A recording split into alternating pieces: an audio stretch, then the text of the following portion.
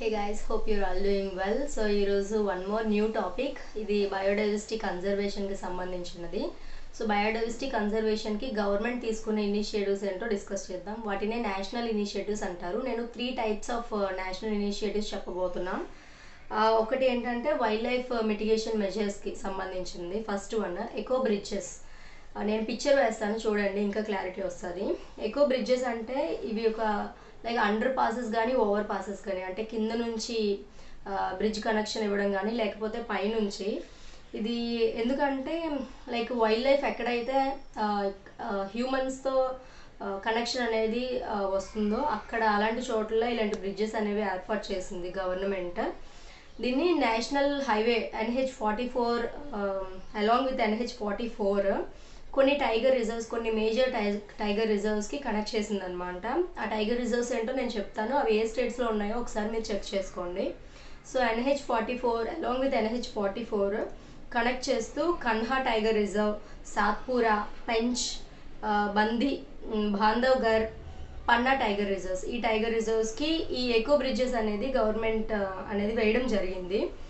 ఈ బ్రిడ్జెస్ అనేది ముఖ్యంగా ఈ హైవేస్కి, ఎక్కడైతే వైల్డ్ లైఫ్ హైవేస్కి అంటే సపోజ్ ఏదైనా వైల్డ్ యానిమల్ ఇలా పాస్ అవుతున్నప్పుడు మధ్యలో ఈ హైవే వచ్చి ట్రాఫిక్ మ్యాన్ యానిమల్ కాన్ఫ్లిక్ట్ అనేది జరుగుతుంది అని ప్రిడిక్ట్ చేసి అలాంటి చోట్ల అనేది గవర్నమెంట్ తీసుకున్న ఇనిషియేటివ్స్ ఇవి. సో అవి కూడా ఎలా అంటే బ్రిడ్జ్ వేసిన తర్వాత దాని మీద ఫుల్గా ప్లాంటింగ్ అనేది చేసింది. ఎందుకంటే ఆ particular wild animal or anything ఆ స్పీసెస్కి అది ఉన్న ల్యాండ్స్కేప్ నుంచి ఈ బ్రిడ్జ్ ఏమాత్రం డిఫరెంట్గా కనిపించకుండా, సో ఐ థింక్ లైక్ అది కూడా సేమ్ అదే ల్యాండ్స్కేప్ లాగా అని చెప్పి దానికి ప్లాంట్స్ కూడా అన్నీ నాటారనమాట బ్రిడ్జెస్ మీద. సో ఈ ఎకో బ్రిడ్జెస్ అనేవి 3 టైప్స్లో ఉన్నాయి. కెనోపీ బ్రిడ్జెస్ అంటారు.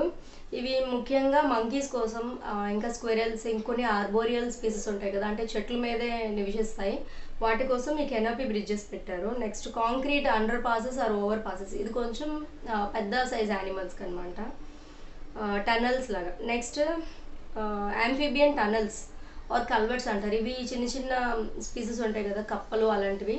టనల్స్ అనేది తెలుసు కదా, రౌండ్గా కాంక్రీట్ అవి కిందన రోడ్ కిందన పెడుతూ ఉంటారు. సో వాటి పాసెస్ కోసం అలాంటివి కట్టింది. సో ఇది eco bridges. Next second one ఏంటంటే quarantine centres to check invasive species. ఇప్పుడు మనకి కోవిడ్ వచ్చేటప్పుడు ఎలాగ రెస్క్యూ చేయడానికి క్వారంటైన్ సెంటర్స్ పెట్టారో అలాగా ప్లాంట్ స్పీసెస్కి అనమాట. ఇవి పర్టికులర్గా ఎయిర్పోర్ట్స్లో కానీ, seaports or railway stations అలాంటి చోట్ల గవర్నమెంట్ అనేది కన్స్ట్రక్ట్ చేసింది క్వారంటైన్ సెంటర్స్ని.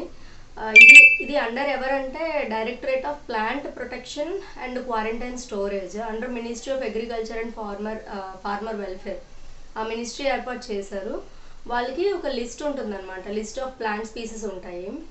ఎలాంటి ప్లాంట్ స్పీసెస్ని సపోజ్ బయట కంట్రీ నుంచి ఎవరో తీసుకొస్తున్నారు, వేరే కంట్రీ నుంచి ఇంపోర్ట్ చేసినప్పుడు వాళ్ళకి లిస్ట్ ఉంటుంది, ఎలాంటి ప్లాంట్ స్పీసెస్ని రెస్ట్రిక్ట్ చేయాలి, లేకపోతే ఎలాంటిది కంప్లీట్ బ్యాన్ చేయాలి, ఎలాంటివి ఎలో చేయాలి అనే లిస్ట్ ఉంటుంది. దాన్ని బట్టి వాళ్ళు చూసి చెక్ చేస్తారు.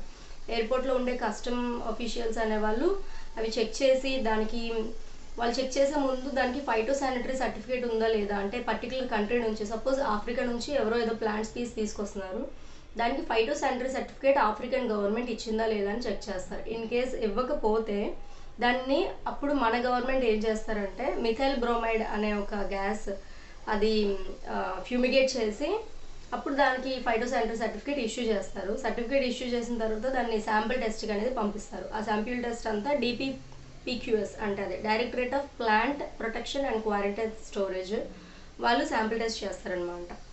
ఎందుకంటే సపోజ్ కొన్ని ఏలియన్ కంట్రీస్ ఉంటాయి కదా, అంటే లైక్ అన్ఫ్రెండ్లీ కంట్రీస్ ఇంటెన్షనల్లీ ఏదైనా పెస్ట్ ఆర్ వీడ్ మన కంట్రీ ఎకానమీ డిస్టర్బ్ చేయడానికి వాళ్ళు సెండ్ చేయొచ్చు. అందుకని క్వారంటైన్ సెంటర్స్ అనమాట, వాటిని చెక్ చేయడానికి.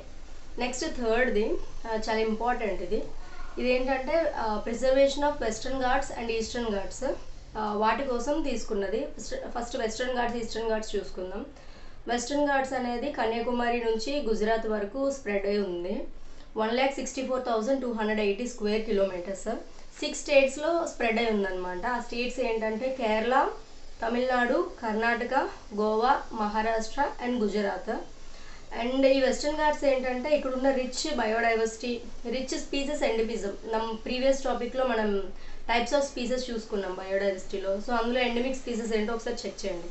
సో ఈ వెస్టర్న్ ఘాట్స్లో రిచ్ బయోడైవర్సిటీ ఎండమిజం ఉండడం వల్ల ఇది యునెస్కో వరల్డ్ హెరిటేజ్ సైట్గా డిక్లేర్ చేయడం అయింది. అండ్ ఆల్సో ఇది one of the 8 hottest hotspots of the world అనమాట. అలాగే ఈస్టర్న్ ఘాట్స్ చూసుకుంటే 75,000 స్క్వేర్ కిలోమీటర్ స్ప్రెడ్ అయింది 5 స్టేట్స్లో: తమిళనాడు, కర్ణాటక, ఆంధ్రప్రదేశ్, ఒడిశా అండ్ తెలంగాణ. సో ఇప్పుడు వీటి ప్రిజర్వేషన్కి గవర్నమెంట్ తీసుకున్న చర్యలు ఏంటో చూద్దాం. ఫస్ట్ ఒక కమిటీ ఏర్పాటు చేశారు 2010లో, మాధవ్ ఘాడ్గిల్ కమిటీ అని, under ministry of environment and forest అనమాట. ఇది western Ghats experts ecology team అనుకోండి, ఒక ప్యానెల్. సో ఇది కొన్ని రికమెండేషన్స్ ఇచ్చింది ఈ కమిటీ. రికమెండేషన్స్లో ఏంటంటే 64% ఏదైతే వెస్టర్న్ ఘాట్స్లో ఏరియా ఏదైతే టోటల్ ఏరియా ఉందో అందులో 64% అనేది ఎకలాజికలీ సెన్సిటివ్ ఏరియాగా డిక్లేర్ చేయాలి అని ఈ కమిటీ అనేది చెప్పింది అనమాట. ఎకలాజికలీ సెన్సిటివ్ ఏరియా అంటే లైక్ దాంట్లో లెవెల్స్ ఉంటాయి అనమాట. 1 ఎకలాజికలీ సెన్సిటివ్ ఏరియా, 1, 2, 3. దాంట్లో చాలా రిస్ట్రిక్షన్స్ ఉంటాయి. కొన్ని ఇండస్ట్రీస్ కంప్లీట్గా బ్యాన్ చేయాలి ఎకలాజికల్ సెన్సిటివ్ 1లో, 2లో, 3లో. లెవెల్స్ ఆఫ్ ప్రొటెక్షన్ బట్టి 1, 2, 3 అనేది డిక్లేర్ చేస్తారు. So 64% ecologically sensitive area declare చేయాలి. కొత్త డ్యామ్స్ ఏవి కట్టకూడదు, కొత్త పొల్యూటింగ్ ఇండస్ట్రీస్ ఏవి రాకూడదు. నెక్స్ట్ ఆల్రెడీ ఉన్న రెడ్ అండ్ ఆరెంజ్ కేటగిరీలో ఉన్న ఇండస్ట్రీస్ ఏవైతే ఉన్నాయో అది అనేది వాళ్ళు నోట్ రాసి ఇవ్వాలి, ఇక నుంచి మేము అసలు పొల్యూషన్ అనేది ఎమిట్ చేయము అని. సో అలాంటి రికమెండేషన్స్ అనేవి ఇచ్చింది ఈ మాధవ్ ఘాడ్గిల్ కమిటీ. సో అలాంటి రికమెండేషన్స్ ఇవ్వడం వల్ల ఈ వేరే ప్రైవేట్ స్టేక్ హోల్డర్స్ లేకపోతే ఇండస్ట్రియలిస్ట్ వీళ్ళ నుంచి గవర్నమెంట్ మీద చాలా ప్రెషర్ పడింది అనమాట. చాలా ప్రెషర్ పడడం వల్ల under this pressure from different stake holders, ministry of environment and forest మళ్ళీ వేరే ఒక హై లెవెల్ వర్కింగ్ గ్రూప్ అనేది ఏర్పాటు చేశారు under the leadership of doctor Kasturi Rangan. దాన్నే కస్తూరి రంగన్ కమిటీ అని అంటారనమాట. సో ఇది ఫామ్ అయింది ఇప్పుడు.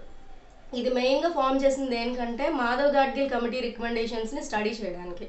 సో స్టడీ చేసిన తర్వాత వీళ్ళు డిసైడ్ చేసింది ఏంటంటే ఏదైతే 64% ecological sensitive zone or ecologically sensitive ఏరియాగా డిక్లేర్ చేయాలో దాన్ని కాస్త వీళ్ళు డైల్యూట్ చేసి 37%గా చేస్తారు. సో వీళ్ళు ఇచ్చిన రికమెండేషన్స్లో ఈ వెస్టర్న్ ఘాట్స్లో 37% ఏరియాని ఎకలాజికల్ సెన్సిటివ్ ఏరియాగా డిక్లేర్ చేయాలి. ఇంకా సమ్ అదర్ రికమెండేషన్స్ కూడా ఈ కస్తూరి రంగన్ కమిటీ ఇచ్చింది. అదర్ రికమెండేషన్స్ ఏంటంటే లైక్ బ్యాన్ ఆన్ మైనింగ్, లేకపోతే క్వారీయింగ్, శాండ్ మైనింగ్ ఇలాంటివి బ్యాన్ చేయాలి. నెక్స్ట్ కొత్త థర్మల్ ప్రాజెక్ట్స్ పవర్ ప్రాజెక్ట్స్ ఏవి రాకూడదు. ఇంకా హైడ్రో పవర్ ప్రాజెక్ట్స్ కూడా అలో చేస్తారు బట్ విత్ సమ్ రిస్ట్రిక్షన్స్ అని. నెక్స్ట్ న్యూ పొల్యూటింగ్ ఇండస్ట్రీస్ ఏవి తీసుకురాకూడదు. నెక్స్ట్ టౌన్షిప్స్ అలాంటివి ఏవి వెస్టర్న్ ఘాట్స్ దగ్గరలో కట్టకూడదు. ఇంకా ఫారెస్ట్ డైవర్షన్స్లో కొన్ని రిస్ట్రిక్షన్స్ ఉండి చర్యలు తీసుకోవాలి అని చెప్పి కొన్ని రికమెండేషన్స్ ఇచ్చింది. సో ఈ particular Madhav Gadgil committee and Kasturi Rangan committee ఈ రెండు Western Ghats and Eastern Ghats ప్రిజర్వేషన్కి సంబంధించినవి. అలాగే ముందు ఆల్రెడీ 2 చూసుకున్నాం కదా, ఇవి చాలా ఇంపార్టెంట్ బయోడైవర్సిటీ కన్జర్వేషన్లో గవర్నమెంట్ తీసుకునే ఇనిషియేటివ్స్. Thank you guys.